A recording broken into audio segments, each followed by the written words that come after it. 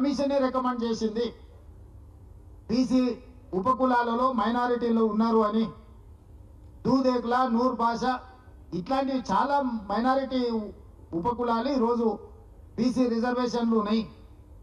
ఈరోజు కులగణన జరిగితే మీరు అధికారం కోల్పోతుందనే దుఃఖంలో కిషన్ రెడ్డి గారు ఈరోజు అడ్డం పడుతున్నాడు బీసీ కులగణన మీద. ఇన్ని మాటలు మాట్లాడుతున్నారు.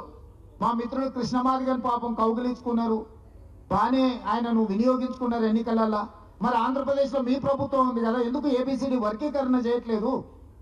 మాదిగ ఉపకులాలు ఒకనాడు ఆంధ్రప్రదేశ్, తెలంగాణ ఉమ్మడి రాష్ట్రము, ఆ రోజు మాదిగ ఉపకులాలు వర్గీకరణ అమలు జరిగింది కదా. ఈరోజు తెలంగాణలో మేము అమలు చేయడానికి అన్ని నిర్ణయాలు తీసుకున్నాం. ఆంధ్రప్రదేశ్లో మీ ప్రభుత్వం ఉన్న దగ్గర ఎందుకు తీసుకోలేదు కిషన్ రెడ్డి గారు?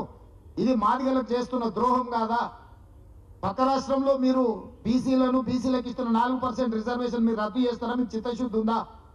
నీకు ధైర్యం ఉన్నదా కిషన్ రెడ్డి? ఆంధ్రప్రదేశ్కి వెళ్ళి చంద్రబాబు నాయుడు డిమాండ్ చేసి మైనారిటీలకు ఇస్తున్న 4% రిజర్వేషన్ ఆంధ్రప్రదేశ్లో రద్దు చేయించినాను అంటే కేవలం భావోద్వేగాలను రెచ్చగొట్టి రాజకీయ ప్రయోజనం పొంది పబ్బం గడుపుకోవాలనే ప్రయత్నం తప్ప చిత్తశుద్ధి ఎక్కడుంది కిషన్ రెడ్డికి? కేంద్రంలో మా ప్రభుత్వం ఉంది కాబట్టి మేము బెదిరిస్తామని అనుకుంటున్నట్టున్నాడు కిషన్ రెడ్డి గారు. ఈ విధానం ఎక్కువ కాలం నడవదు కిషన్ రెడ్డి గారు. చాలా మంది ఇట్లా వచ్చిండ్రు పోయిండ్రు బెదిరించిన వాళ్ళు. ఇవాళ మేము రాష్ట్ర ప్రభుత్వంగా ఓ బాధ్యత కలిగిన ముఖ్యమంత్రిగా ప్రధానమంత్రులను కేంద్ర మంత్రులను కలిసి రాష్ట్రానికి రావాల్సిన నిధుల మీద అనుమతుల మీద మేము ప్రయత్నం చేస్తున్నాం. ఒక్క రోజన్నా నువ్వు తోడొచ్చినవా?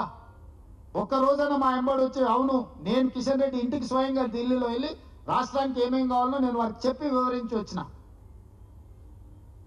చాలా సందర్భాల్లో ఎదురుపడ్డప్పుడు నేను వారికి విజ్ఞప్తి చేసిన. ఇంత గొప్ప అవకాశం హైదరాబాద్ నగరంలో మెట్రో విస్తరించడం. ఒకరోజు దేశంలో ఢిల్లీ మొదటి స్థానం ఉంటే హైదరాబాద్ 2వ స్థానం ఉండే కాంగ్రెస్ పార్టీ కట్టిన మెట్రో. ఇవాళ మెట్రో 9వ స్థానానికి పడిపోయింది. ఇవాళ తమిళనాడుకు స్టాలిన్కు మెట్రో అనుమతి వస్తుంది, తెలంగాణకు మాత్రం రాదు.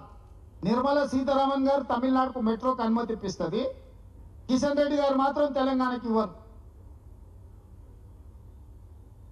కేవలము కిషన్ రెడ్డి గారు అడ్డుపడడం వల్లనే తెలంగాణకు తీరని అన్యాయం జరుగుతుంది. కిషన్ రెడ్డి గారికి చిత్తశుద్ధి ఉంటే అన్ని వివరాలు ఇచ్చినాం, అధికారులు కూడా కలిసి వచ్చిండ్రు. మళ్ళీ కావాలంటే నేనే స్వయంగా వచ్చి ప్రధానమంత్రి గారికి ఇచ్చిన వివరాలు అన్నిటిని కూడా డీటెయిల్ ప్రాజెక్టు రిపోర్ట్తో సహా నేను కిషన్ రెడ్డి గారికి ఇస్తా. ఎప్పటిలోగా తెలంగాణకి ఇవన్నీ అనుమతులు తెస్తాడో కిషన్ రెడ్డి గారు తెలంగాణ ప్రజలకు జవాబు చెప్పాలి. జవాబు చెప్పకుండా మేము బెదిరించి బతుకుతామంటే అది కుదరదు. బలహీన వర్గాల కోసం మేము చేస్తున్న ప్రయత్నం, ఎస్సీ ఉపకులాలకు సంబంధించిన విషయంలో మేము చేస్తున్న ప్రయత్నాన్ని మీకు అభినందించడం ఇష్టం లేకపోవచ్చు. ఒక్క రోజన్నా కిషన్ రెడ్డి గారు, కేసీఆర్, హరీష్, కేటీఆర్ కులగణనలో పాల్గొనలేదు. కిషన్ రెడ్డి గారు డిమాండ్ చేసిండా అండి? బీఆర్ఎస్ను ఓడిస్తామని ప్రగల్భాలు పలుకుతున్న కిషన్ రెడ్డి గారు కులగణనలో కేసీఆర్, కేటీఆర్, హరీష్ను పాల్గొనమన్న డిమాండ్ మీరు ఎందుకు చేయలేదు? వాళ్ళు మొదటి రోజు చెప్తారు, 2వ రోజు నువ్వు చెప్తావు. మీ ఇద్దరు పిఆర్ఓలు ఒక్కరే కదా. ఇప్పుడు కూడా ఈరోజు 28 తారీఖు, ఇంకా 12 గంటల వరకు టైం ఉంది. కిషన్ రెడ్డి గారు విజ్ఞప్తి చేయాలి కదా కేసీఆర్కు, కులగణనలో చేరండి. కులగణనలో చేరడం ద్వారా మనం బలహీన వర్గాలకు అండగా నిలబడతామని ఎందుకు చెప్తలేడు కిషన్ రెడ్డి గారు? ఎందుకు డిమాండ్ చేస్తలేరు? బండి సంజయ్ గారు ఎందుకు డిమాండ్ చేస్తలేరు? అంటే వాళ్ళని డిమాండ్ చేయరా? కేవలం కాంగ్రెస్ పార్టీ చేసిన వాళ్ళనే తిడతారా మీరు? తప్పు అంటూ ఎక్కడ తప్పు ఉందో చూపిస్తలేరు. నేను కూడా పాత్రికేయ మిత్రులను అడుగుతున్నా, తప్పు అనడం అనేది అన్నిటికంటే అలకట్ పని.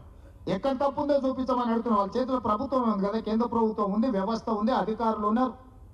లేదేదైనా విషయం ఉంటే మేమే ఓపెన్గా సెక్రటేరియట్లో కూర్చోబెట్టి అన్ని వివరాలు మీకు చూపిస్తాం. రండి కిషన్ రెడ్డి గారు, బండి సంజయ్ గారు. చిత్తశుద్ధితో చేసిన ప్రయత్నాన్ని 100 సంవత్సరాలలో జరగని ఒక గొప్ప విధానాన్ని కాంగ్రెస్ పార్టీ తీసుకొస్తే ఏదో రకంగా బీసీలకు అన్యాయం చేయాలన్న ఆలోచనతోని ఈరోజు కిషన్ రెడ్డి గారు చేస్తున్న ఎటకారపు పనులు కుదరవు.